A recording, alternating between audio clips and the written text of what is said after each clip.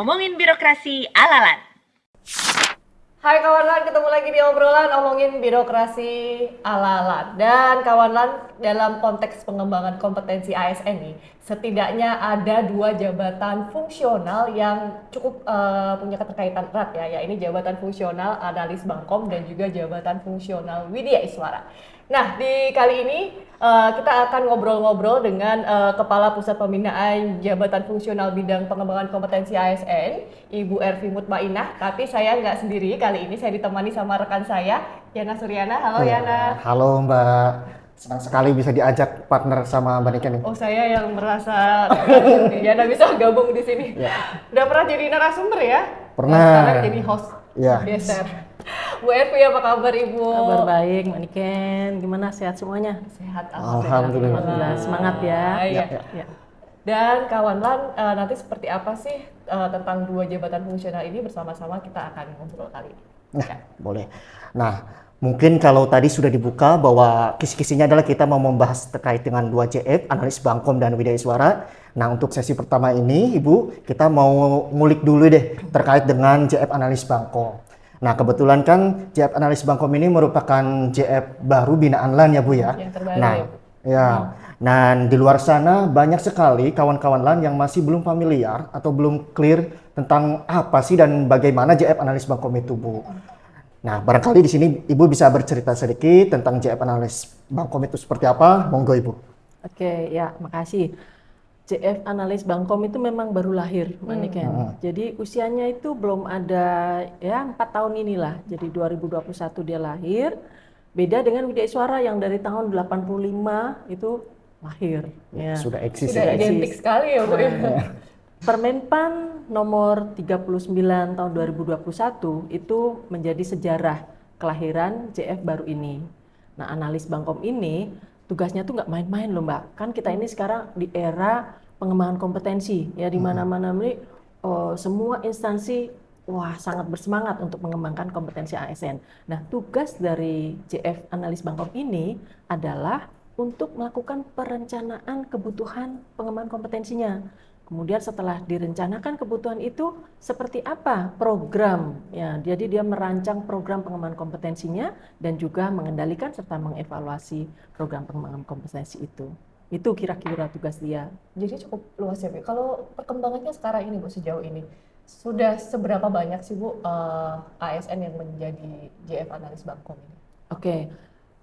Kalau lihat jumlahnya ya, yang terdaftar di kami ya, kami melakukan pendataan terus-menerus gitu ya, itu ada 247 orang. Jadi seluruh Indonesia nih belum banyak ya dibandingkan dengan jumlah Widya Iswara nih ada hampir 4.000-an. Nah, ini masih kecil, tapi ini karena masih baru gitu ya, memang tidak banyak. Jadi ada 247 yang tersebar di kementerian, lembaga, kemudian pemerintah provinsi dan kabupaten kota. Dan sebagian besar dari mereka ini adalah pada saat penyederhanaan birokrasi, pada waktu itu eselon 3 dan eselon 4 dialihkan ke jabatan fungsional dan sebagian dari mereka beralih ke jabatan fungsional analis pengembangan kompetensi ini. Tapi sudah cukup mewakili ya Bu, di setiap daerah sudah analis Bangkom? Sebagian besar semua provinsi sudah ada, kemudian kabupaten kota ya masih ada sedikit-sedikit, dan mungkin jumlah yang memiliki nomor induk itu 247 orang itu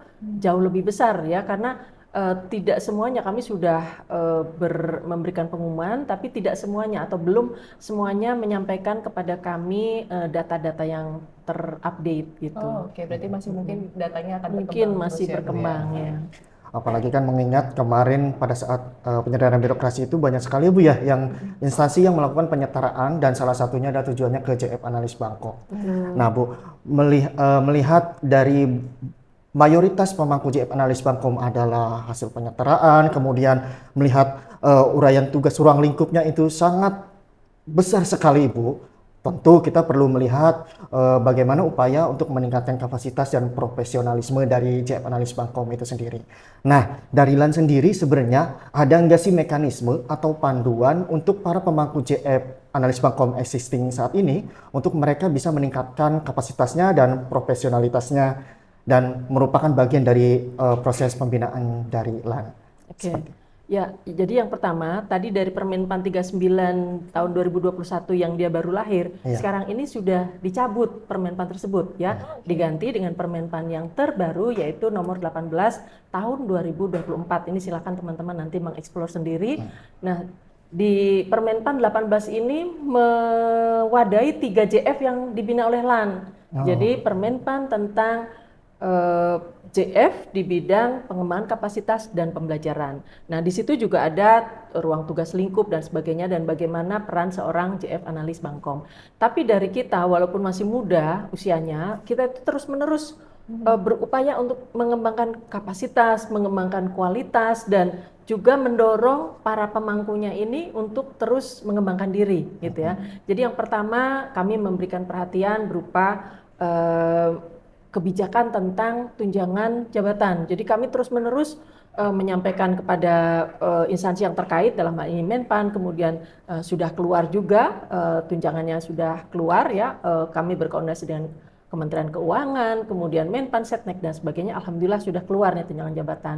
Kemudian kami juga sudah mengeluarkan pedoman kerja, ya instrumen kerja yang menjadi panduan bagi para JF, paling tidak memberikan kisi-kisi seperti apa sih tugas mereka itu instrumen kerja. Kemudian kami juga berupaya untuk membangun komunikasi di komunitas JF pemangku dari JF analis Bangkom ini. Jadi moga-moga tahun ini sudah terbentuk gitu ya asosiasi profesinya. Nah, mereka bisa saling berbagi informasi dengan para JF yang lain ya dalam sebuah komunitas pembelajaran. Nah, yang terakhir yang kami lakukan adalah kami membuat sebuah desain program pengembangan kompetensi, yaitu pelatihan fungsional. Nah, pelatihan fungsional ini karena PP tarifnya tidak ada, jadi ya kami membuat free 0 rupiah. Nah, MOOC dengan MOOC dan micro learning. Jadi sudah bisa diakses dan sekarang sudah menelurkan alumni juga. Gitu. Jadi walaupun MOOC gratis, tapi kami tetap berupaya untuk kualitas itu harus nomor 1 gitu. Jadi yang membantu kami untuk memantau kualitas produk yang dihasilkan dalam pelatihan itu adalah atasan dari peserta JF analis Bangkom tersebut. Ini sekalian Bu, ngomongin tentang pelatihan MOOC nih, biasanya orang juga suka bingung. Prosedurnya gimana sih Bu, kalau saya mau ikut pelatihan ini gitu? Memang kalau prosedur harus didaftarkan dari instansinya, gitu ya. Tapi kalau untuk micro learning mereka bisa langsung melihat link yang kami umumkan di Instagram kami, medsos kami lah, ada FB juga. Kalau untuk pelatihan fungsional, karena ini nanti sertifikat ini akan memengaruhi karir dari para pemangku, sehingga mereka harus ditugaskan oleh instansinya. Mereka mengusulkan, kemudian kami akan membuatkan akun dan membuka akses untuk MOOC itu. Gitu. Tapi kalau yang micro learning, mereka bebas, individu langsung bisa mendaftar melalui tautan yang ada di link kami. Nanti gitu. kawangan mungkin bisa dimasukkan ya, nanti tautannya ada di sini. Nanti tolong diedit ini editornya, kita masukin. Soalnya cukup menarik dan pasti dipertanyakan ini Bu ya tentang pengembangan kompetensi ASN. Satu lagi Bu, pertanyaan tentang analis pengembangan kompetensi. Seandainya saya ingin menjadi analis pengembangan kompetensi, kira-kira nih Bu, apa sih Bu yang menarik untuk saya tuh bisa ke-trigger untuk menjadi seorang JF analis Bangkom? Oke, ini sebenarnya jabatan yang sangat penting di Republik ini ya, teman-teman. Dengan adanya undang-undang ASN, ya undang-undang terbaru ini kan setiap ASN wajib mengembangkan kompetensinya. Nah, kewajiban ini kan kita tidak tahu nih siapa yang bisa membantu kita. Banyak ASN yang ada di pelosok negeri kita, ada yang di daerah terluar, terpencil, ya pulau-pulau juga, tapi mereka harus punya akses untuk belajar.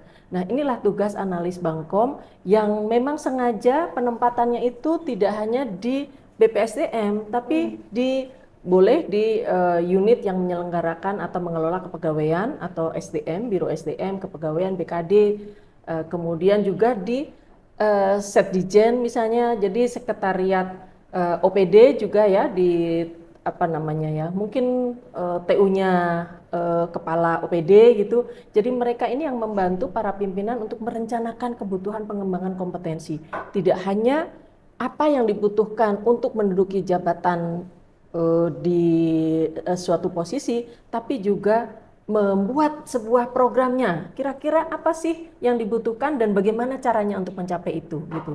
Itu sangat penting menurut saya di era Undang-Undang ASN, di mana setiap ASN itu wajib belajar. Iya, betul. Apalagi ini nanti akan menentukan nih seberapa profesional ASN kita, Jaya, bahkan dan banyak Betul. mensupport ke sana ya, Bu. Betul, betul sekali. Ya. Baik, bicara tentang pengembangan kompetensi ASN, ada satu jabatan fungsional lagi. Kalau yang ini memang sudah sangat sering kita dengar ya Ibu ya, yakni jabatan fungsional Widya Iswara.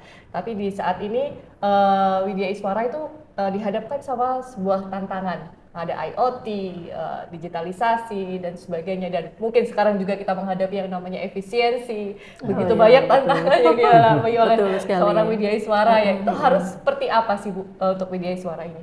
Ya, memang sebagai seorang Widya Iswara ini kan sebutannya guru bangsa. Wah, luar biasa ya. Jadi sangat terhormat begitu kan posisi seorang Widya Iswara itu.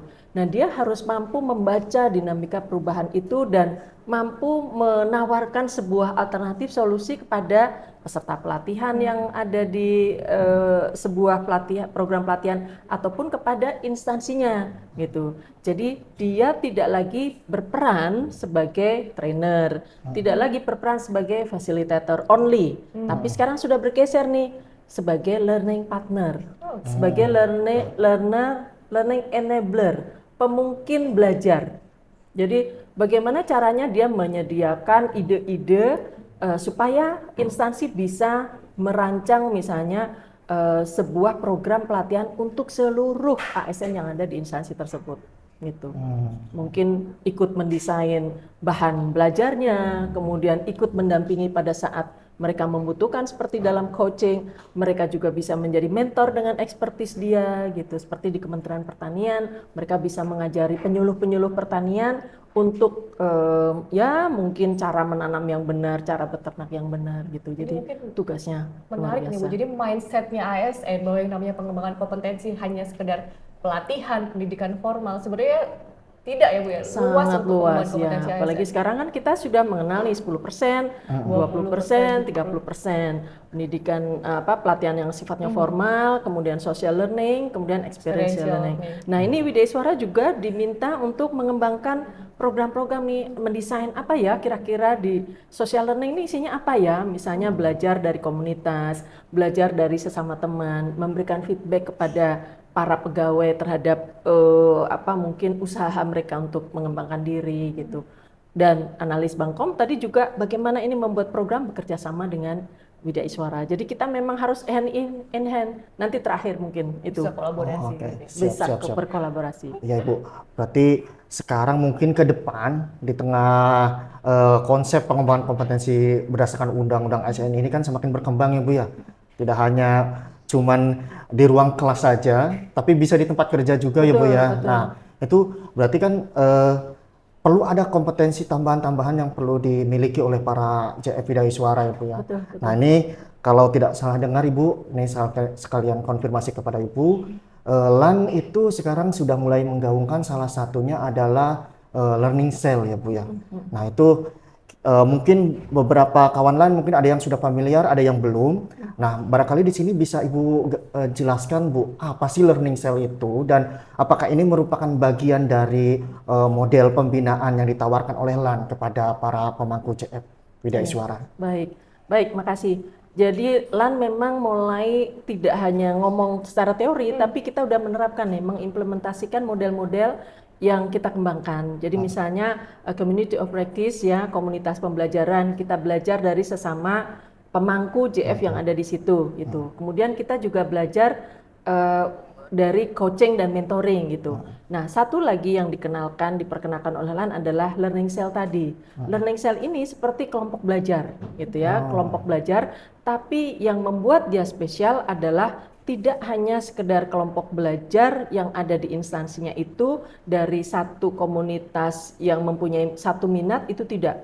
Tapi yang kami bangun saat ini sudah terjadi ya implementasinya learning cell untuk para pengajar pelatihan kepemimpinan nasional tingkat 2 seluruh Indonesia.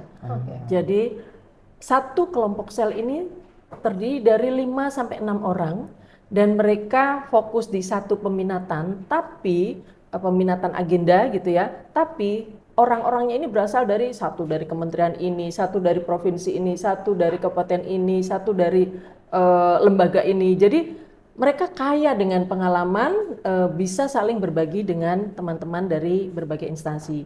Kemudian mereka menyusun bahan ajar, bahan tayang, mungkin mencari referensi dari tempat lain, kemudian praktek terbaik di BPSDM dia atau di lembaga pelatihan dia. Nah, mereka kemudian merancang bahan-bahan itu, kemudian dimasukkan ke dalam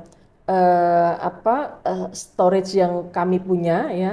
Kemudian di situ bisa diakses oleh semua yang e-learning cell yang lain, kelompok belajar yang lain gitu. Jadi ini akan sangat kaya dengan pengetahuan yang tidak tertulis di dalam buku, mungkin di dalam modul apapun gitu, karena prakteknya itu dari seluruh Indonesia gitu.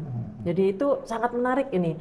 Kami juga ingin memperluas learning cell yang tidak hanya untuk pelatihan kepemimpinan nasional tingkat 2, tapi mungkin nanti satu isu tertentu, misalnya tentang pemberantasan korupsi misalnya, itu kita kumpulkan widaiswara yang memiliki minat yang sama tapi tidak dari satu instansi misalnya seperti KPK, tapi dari seluruhnya gitu. Itu kan akan memperkaya nilai ilmu yang kita akan kembangkan. Itu luar biasa nanti. Satu topik dilihat dari bermacam POV, point of view yang Betul, berbeda-beda ya, sehingga tadi, ini ya, betul.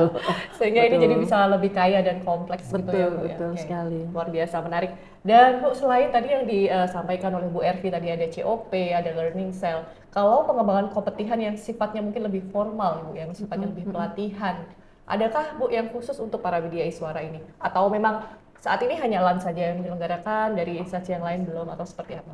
Oke, kalau pelatihan fungsional ini sifatnya formal gitu ya, dan kalau sifatnya formal ini bisa memengaruhi karir mereka. Jadi kalau widaiswara baru diangkat nih, Bapak Ibu widaiswara yang belum mengikuti pelatihan fungsional ya, ini wajib mengikuti ya, wajib mengikuti apa? Kami tidak hanya sekedar mewajibkan, tapi ini sangat bermanfaat bagi Bapak Ibu yang baru saja dilantik menjadi widaiswara. Yang namanya adalah pelatihan fungsional penguatan. Nah, pelatihan fungsional ini karena LAN sendiri terbatas resource-nya yang kami miliki, instansi lain boleh menyelenggarakan. Ya, tentunya berkoordinasi dengan kami. Terkait dengan sumber hukumnya sudah ada, kemudian desainnya juga sudah ada di Perlan ya tentang pelatihan fungsional, dan mereka hanya tinggal menyampaikan ke kami berapa orang, terkait dengan pesertanya kami juga bisa menitipkan dari instansi lain gitu. Nah, mereka menyelenggarakan di sebuah instansi, dan ini kerjasama yang sangat bagus ya. Kemarin kami menitipkan tahun lalu kami menitipkan misalnya dari satu instansi, katakanlah waktu itu dari Pusdiklat Setjen DPR RI. Nah, kami menitipkan dari beberapa lembaga seperti misalnya BMKG, BKKBN gitu. Jadi mereka pun akan bisa kaya gitu Artinya ya, akan memungkinkan pengalaman. ya Bu, yang misalnya diselenggarakan di satu instansi Betul. A, kemudian yang lain juga mau ikut bergabung, masih fasilitasi bisa. ya, Oke, betul. baik. Betul. Ya Mbak?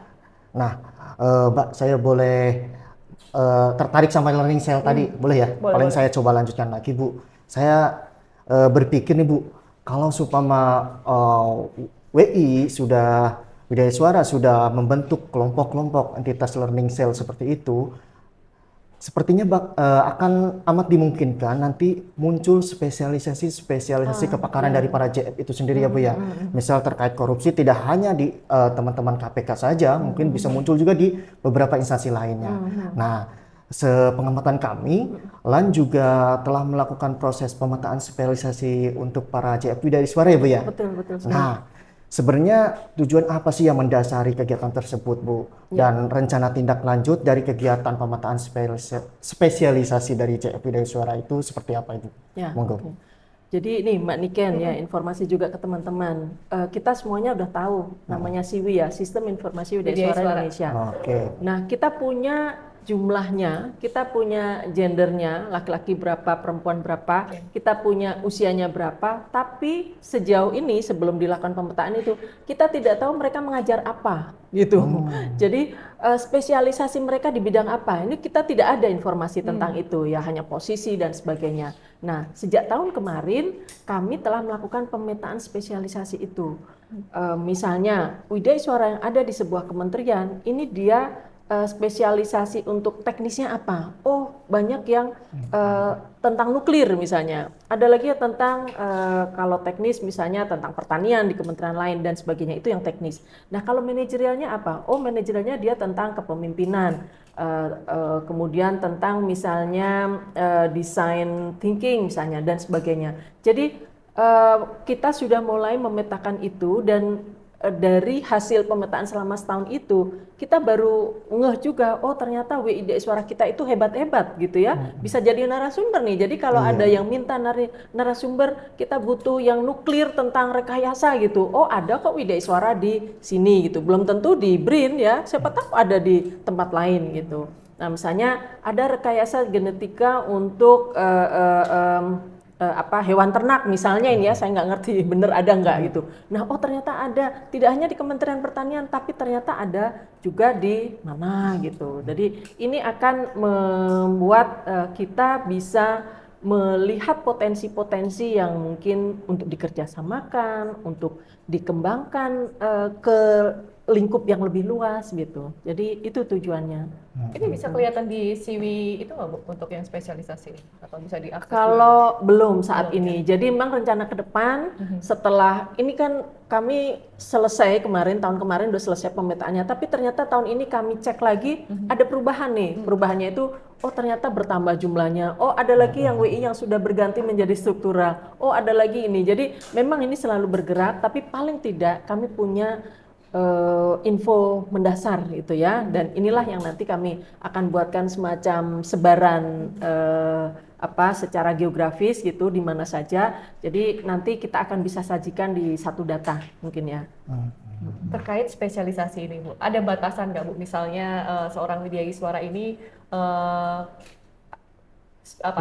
teknisnya spesialisasi teknisnya apa aja gitu? Adakah pembatasan tertentu yang kita lakukan atau seperti apa? Kalau teknis biasanya kami minta Widya Iswara itu memilih, kan dia bilang, wah saya punya kelebihan yang banyak, spesial yang banyak. Namanya spesialisasi jangan banyak-banyak dong. Spesial semua bidang gitu. Spesial semua bidang gitu.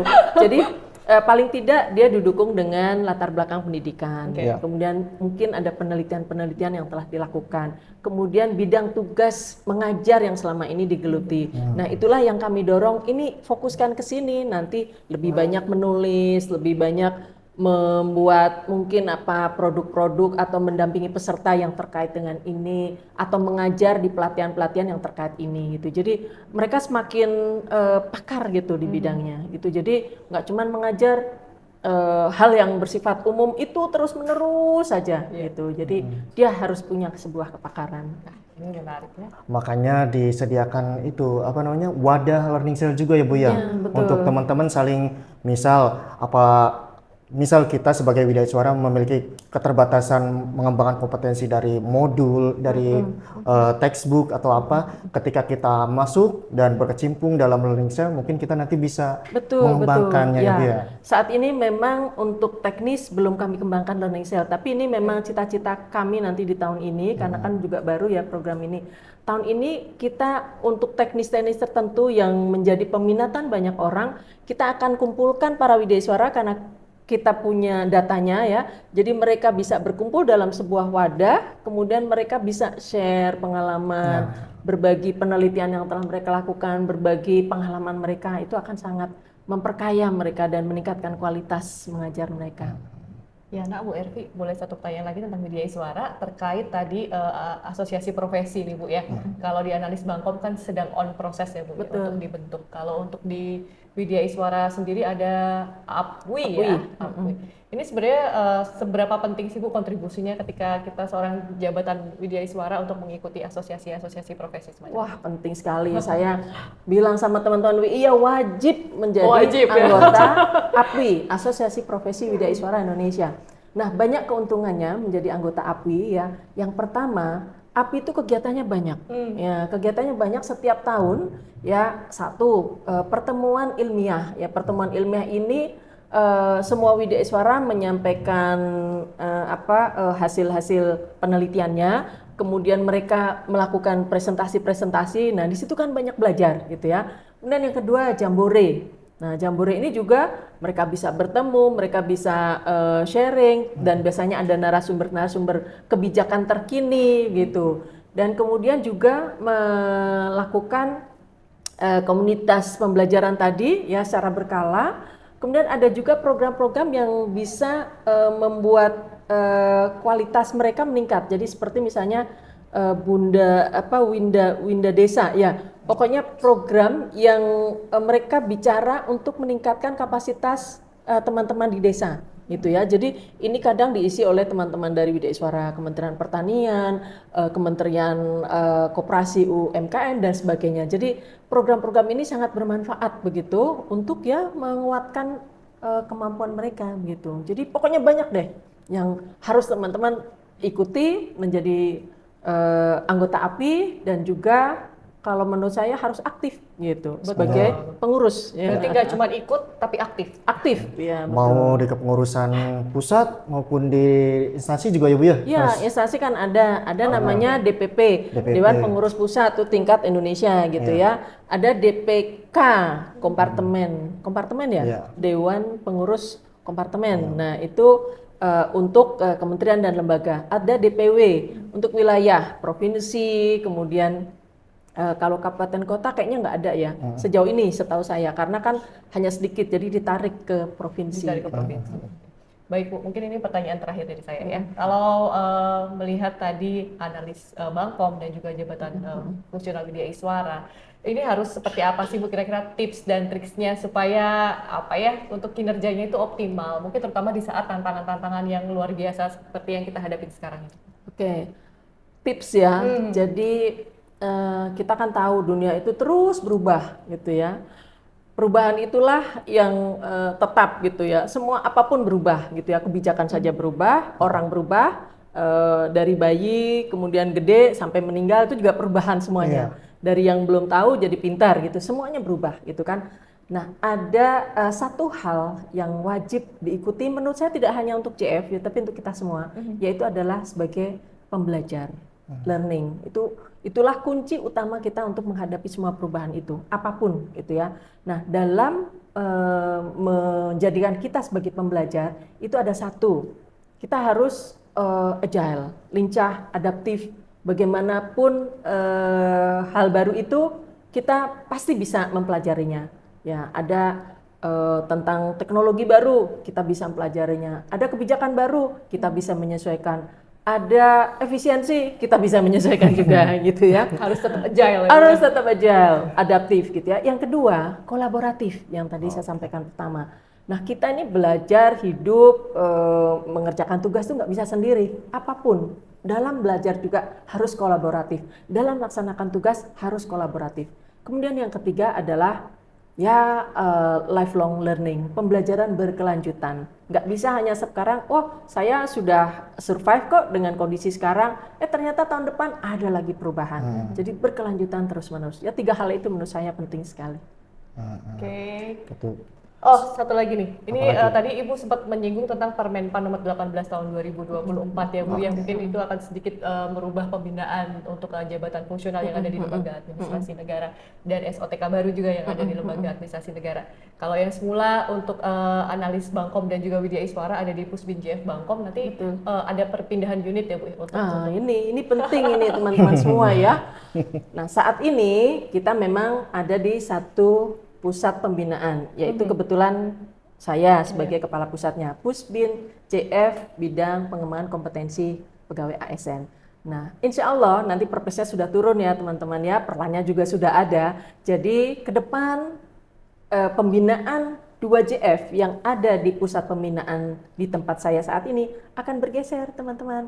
Jadi bergeser ke Kedeputian 1, yaitu Deputi Bidang Peningkatan Kualitas. Nah, nanti di sana Pusbinnya bukan lagi Pusbin JF bidang Bangkom, tapi sudah bertambah satu, yaitu JF analis kebijakan. Nah, 3 JF ini akan menjadi satu dalam sebuah wadah pembinaan yang namanya Pusat Pembinaan Pengembangan Kapasitas dan Pembelajaran, PKP. Ya, jadi Pusbinnya namanya PKP, Pengembangan Kapasitas luar dan biasa, Pembelajaran. Bu Ya, nanti kawan-kawan LAN di luar sana harus coba catat nih nama baru ini ya. Betul, betul. Jadi nanti kalau konsultasi sudah tahu mesti ke bagian mana, ke Betul. bagian mana. Gitu. Dan sekarang mereka senang. Wah, Iya. kalau dari BKD misalnya atau dari Kepala Biro SDM, saya dulu harus ke Pusbin JF untuk ngurus BI dan analis Bangkom. Iya. Saya harus ke Pusat Pembinaan JF Analis Kebijakan untuk ngurus atau mungkin mengusulkan Ujikom JF Analis Kebijakan. Tapi sekarang,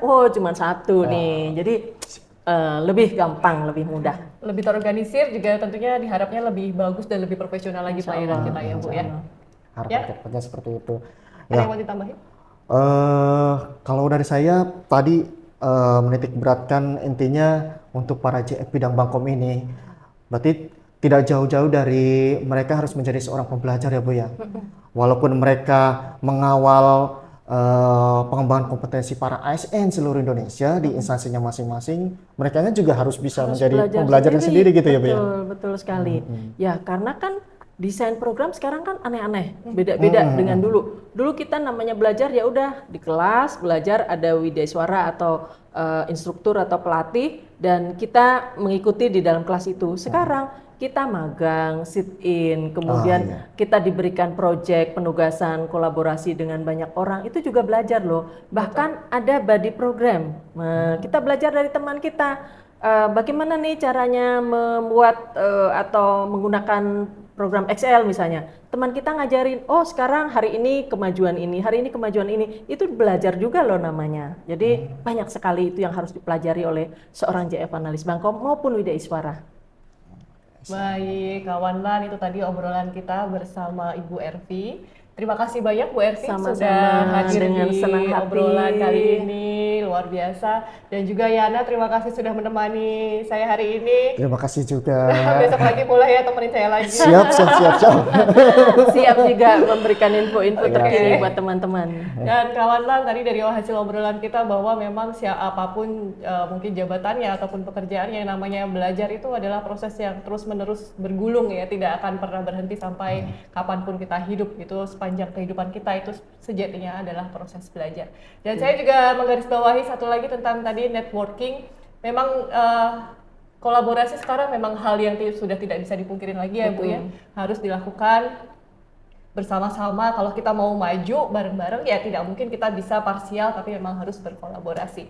Dan saya juga sempat melihat report yang dilakukan oleh Edelman tahun 2024 bahwa kepercayaan publik itu akan meningkat seandainya kita menyampaikan inovasi itu tidak terpisah-pisah. Pemerintah sendiri, swasta sendiri, saintis sendiri. Tapi kalau kita berkolaborasi, semua bisa diterima dengan baik dan juga memperoleh kepercayaan yang lebih baik. Dan saya undur diri, sampai ketemu di obrolan selanjutnya. Dadah. Dadah.